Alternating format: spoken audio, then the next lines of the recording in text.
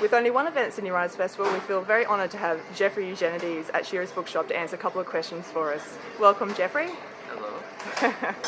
Now, what I loved about The Marriage Plot is that in many ways it could sit comfortably amongst Madeline, your protagonists, Austens, Elliots and Trollops.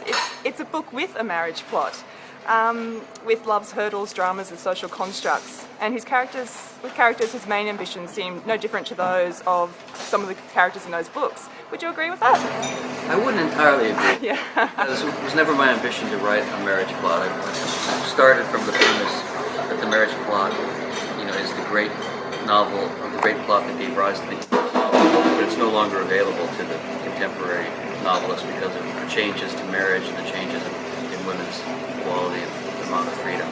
The ease of divorce is all rendered impossible. So this book I felt was more about how the marriage plot still affects people in their minds and in their love and their expectations about finding a soulmate more than the book would actually be a marriage plot. Some things still operate here that would operate in a Jane Austen novel, but it's much more contemporary and it's somewhat darker in certain aspects. So I think it doesn't really work as a proper marriage plot. If I were a Jane Austen fan, I hope I would enjoy this. I wouldn't feel like I was reading an Austen novel.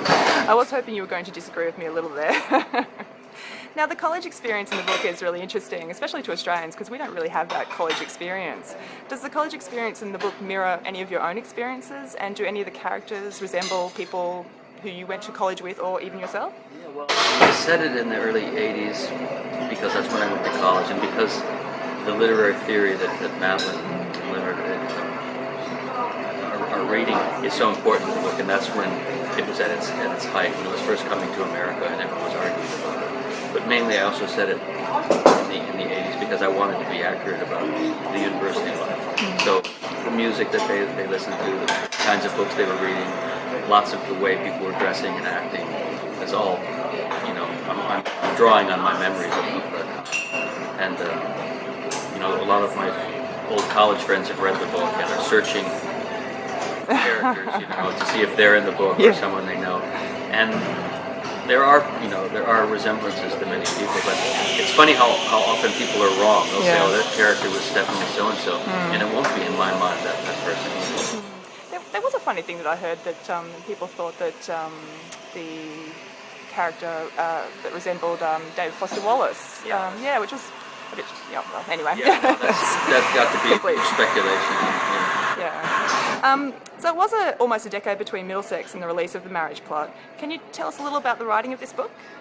Well, I was writing a different novel entirely, which was about a big party that was being given, a debutante party. And the three main characters in this book, Leonard, Madeline, and Mitchell, were in that book, or were going to be in that book, as well as a large cast of other characters. That book didn't work out. I couldn't see my way ahead with it, and I got more interested in Madeline's story when I was writing it. So I pulled her out of that book and gave her own book in which to live. And at that point, I didn't know it would have to do with the marriage plot, or that she would be writing her thesis on the marriage plot. I just knew that she was a young woman and had a boyfriend like Leonard, and there was this other figure, Mitchell, who was also in love with her, but more, she saw him as a friend. So that part was there, but I lost about 3 years in doing all of that. And then this book took me about 5 or 6 years to write, but then a decade was gone. Yeah. Well, it certainly was highlighted as the most anticipated novel of 2011, and we certainly agreed with that, that's for sure. So what's your writing process like? As you can see, it's rather chaotic. My books don't resemble one another. Virgin Suicide is very different from Middlesex, and this is again different. So I don't have a methodology that I can repeat, and I don't write the same kind of book. I change my style in writing, so that demands a lot of experimentation, just on the level of the kind of sentences that I'm writing, and then little by little I figure my way ahead. I don't plan the plot. I usually work in the dark and little by little figure out what the book is going to be about. And sometimes I'll write out an outline just to make myself less anxious about my process. But I will always discard those outlines and come up with something that I feel is better. So it's that kind of slow kind of groping in the dark.